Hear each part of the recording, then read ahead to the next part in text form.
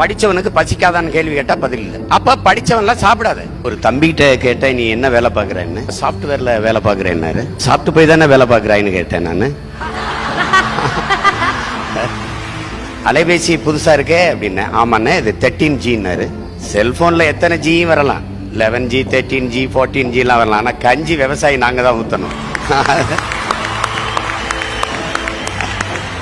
எல்லாரும் நினைக்கிறாங்க காசை கொடுத்தா கடையில காய்கறி ஃப்ரெஷ்ஷா கிடைக்குங்கிறாங்க.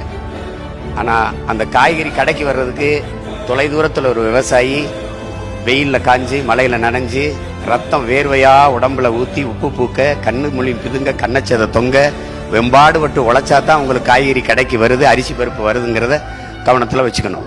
விண்வெளியில பறக்கிறோம், வானூர்தியில பறக்கிறோம். வளர்ச்சி வானூர்தியில போறவனுக்கும் பூமியில இருந்தா சோறு போகணுங்கிறத கவனிக்கணும். நீங்க எந்த நாட்டிலையும் கார் இல்ல செல்போன் இல்லைன்னு புரட்சி வந்ததில்லை. ஆனா நீரும் சோறு இல்லைன்னா அங்க புரட்சி வராம இருந்ததில்லை. அதுக்கான டீசர் உங்களுக்கு புரியுற மொழி சொல்ற, அதுக்கான ட்ரெய்லர், அதுக்கான முன்னோட்டம் பக்கத்தில் இருக்கிற இலங்கையில நடந்து கொண்டு இருக்குங்கிறத நீங்க கவனிச்சுக்கணும். நீங்க கொரோனா வந்தது, காசு இருந்தது, யாரும் நகை கடைக்கு போய் நகையை வாங்கி வைப்போம்னு நினைக்கல, ஜவுளி கடைக்கு போய் புதுதா துணி எடுத்து சேமிப்போம்னு நினைக்கல, ஷோரூம்ல போய் புதுசா கார் வாங்கிட்டு வரும்னு நினைக்கல.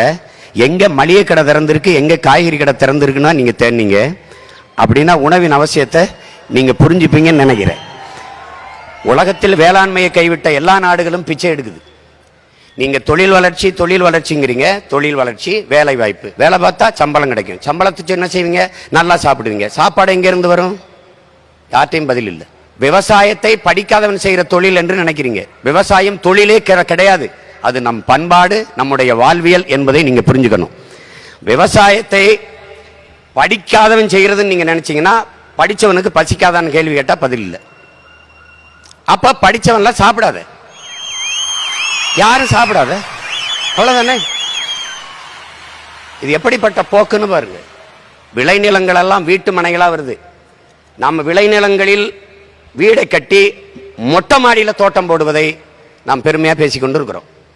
நீங்க காய்கறி விளைய வைக்கலாம், வெண்டைக்காய் தக்காளி உங்களுக்கு வேண்டிய கத்தரிக்காயை விளைய வச்சுக்கலாம்.